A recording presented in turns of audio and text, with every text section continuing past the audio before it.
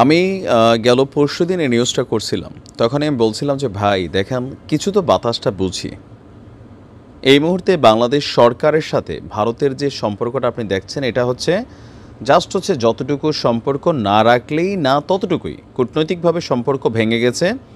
আমাদের উপদেষ্টাদের বিভিন্ন বক্তব্য, ভারতের বিভিন্ন মন্ত্রী এমপিদের বক্তব্য, ভারতীয় মিডিয়ার গুজব, বাংলাদেশের মধ্যে যা ঘটছে সব কিছু মিলিয়ে গত ৫৩ বছরের ইতিহাসে ভারত বাংলাদেশের সম্পর্কের এত অবনতি আর কখনো ঘটে নাই। আর যেহেতু এইরকম একটা অবনতিপূর্ণ সম্পর্ক, এর মাঝখানে শেখ হাসিনা তিনি ভারতে আছেন, আবার তাকে ফেরত নেওয়ার জন্য প্রত্যর্পণ চুক্তিতে যেই চিঠিটা পাঠানো হয়েছে, ওই চিঠিটাকে আসলে ভারত কতটুকু গুরুত্ব দিচ্ছে। তো যাই হোক, যে চিঠিটা গিয়েছে সেটা সম্পর্কে ভারতের একটা রিয়েকশন ছিল প্রথমে পররাষ্ট্র মন্ত্রণালয় থেকে। তো আজকে ভারতের গণমাধ্যমগুলো যে প্রত্যর্পণ চুক্তিতে শেখ হাসিনাকে কি ভারত ফেরত দেবে নাকি দেবে না, এই চুক্তি বাদ দিয়েও শেখ হাসিনাকে কি ভারত আদৌ ফেরত দেবে কিনা, সেই প্রশ্নটার খোলামেলা অ্যান্সার আজকে এই ভিডিওর মধ্যে থাকছে। আপনার ভারতের প্রভাবশালী সংবাদ মাধ্যম দ্য ইকোনমিক টাইমস তারা একটা প্রতিবেদন প্রকাশ করেছে।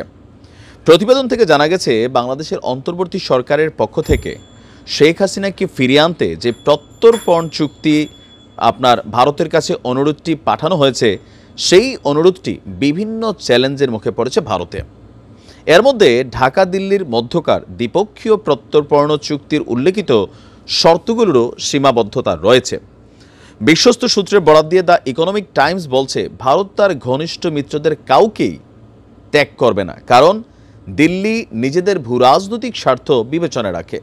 এর মাঝখানে উপদেষ্টা মাহফুজের সেই স্ট্যাটাস তো একটা বড় ধরনের ভূমিকা রাখছেই কোথাও না কোথাও। এর পাশাপাশি আমাদের উপদেষ্টারা বিভিন্ন সময় যে বক্তব্য দিচ্ছেন, শেখ হাসিনাকে দেশে এনে ফাঁসিতে ঝুলানো হবে, এগুলো তো ভারত দেখছে, তাই না? এমনকি ভারত বিশ্বাস করে যে এই মুহূর্তে শেখ হাসিনা আসলে তার ফাঁসি কার্যকর হবে। এটা বাংলাদেশেরও অধিকাংশ জনগণ এই মুহূর্তে এটাতে বিশ্বাস করে। তো বলা হচ্ছে যে শেখ হাসিনা এমন একজন সরকার প্রধান ছিলেন যিনি ভারতের জাতীয় স্বার্থ প্রাধান্য দিয়েছিলেন, চরমপন্থীদের দমন করেছেন এবং উপ আঞ্চলিক সহযোগিতা বাড়িয়েছেন।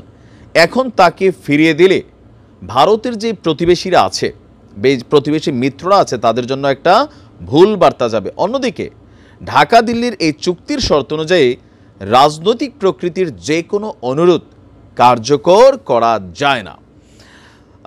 তারা এখানে উদাহরণ হিসেবে ধর্মীয় গুরু দালাই লামার উদাহরণটা টেনে বলছে যে ভারত দীর্ঘদিন ধরে প্রতিবেশী দেশের অতিথিদের স্বাগত জানানো এবং আশ্রয় দেওয়ার ঐতিহ্য ধরে রেখেছে। চীনের রক্তচক্ষু উপেক্ষা করে এই দালাই লামাকে কিন্তু ভারত দীর্ঘদিন আশ্রয় দিয়েছে, এখনও আছে। তো ধারণা করা হচ্ছে শেখ হাসিনার ক্ষেত্রেও ভারত এই ধরনের অনুরোধকে পরীক্ষা নিরীক্ষা করবে এবং এতে লম্বা চূড়া একটা সময় লাগবে। একাধিক সূত্রে বরাত দিয়ে ভারতের প্রভাবশালী সংবাদ মাধ্যমটি বলছে, এখন যদি ভারত শেখ হাসিনাকে বাংলাদেশে ফেরত পাঠায় তবে মিথ্যা মামলার আওতায় তাকে বিচারের কাঠগড়ায় দাঁড়াতে হবে।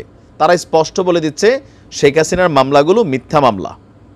ভারত আগে বলে দিচ্ছে। দেখেন, আচ্ছা, এগুলো তাদের দেশের গণমাধ্যমের বক্তব্য যে এটি শেখ হাসিনার জন্য অনিশ্চিত এবং ঝুঁকিপূর্ণ পরিস্থিতি তৈরি করতে পারে। ঢাকা দিল্লির বর্তমান সম্পর্ক এবং শেখ হাসিনার ভূমিকাকে সামনে রেখে এই ইস্যুটি জটিল এবং সময় সাপেক্ষ বলে বিবেচিত হচ্ছে, জানিয়েছেন রাজনৈতিক বিশ্লেষকরা। তো সব কিছু থেকে এটা একদম স্পষ্ট বা ক্লিয়ার, এই চুক্তির আওতায় তো শেখ হাসিনাকে ফেরত দেবে না। তো এর বাইরে কি বাংলাদেশ ভারত থেকে শেখ হাসিনাকে ফিরিয়ে আনার সুযোগ আছে? ইন্টারপোলে তো শেখ হাসিনার নামই ওঠে নাই। আর বাকি আছে পররাষ্ট্র দপ্তর কর্তৃক ভূমিকা নেওয়া। তো আমাদের পররাষ্ট্র দপ্তরের যারা উপদেষ্টারা আছেন বা যারা দায়িত্বশীল আছেন, তারা বা তাদের সারায় বা তাদের বক্তব্য ভারত সরকারের কাছে কতটুকু গৃহীত হবে? কারণ এই যে সরকারটা আছে অন্তর্বর্তী সরকার, এটা কোনো পলিটিক্যাল সরকার না। আর বিএনপির যারা নেতাকর্মীরা আছেন তারা কিন্তু ভারতের সাথে কূটনৈতিক সম্পর্ক বাড়াতে আগ্রহী।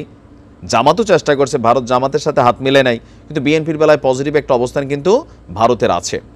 আর বিএনপি ক্ষমতায় আসলে শেখ হাসিনাকে ফাঁসি দেওয়ার দুঃসাহস করবে না। এটাকে দুঃসাহসী বলতে হবে যারাই এই ঘটনা ঘটাবে, তাই না?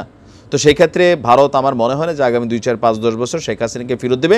তবে সরকার বলছে যে কোনো মূল্যে শেখ হাসিনাকে তারা ফিরিয়ে আনবে।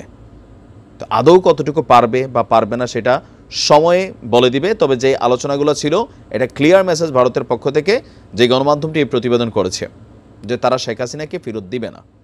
ভালো থাকুন, আসসালামু আলাইকুম।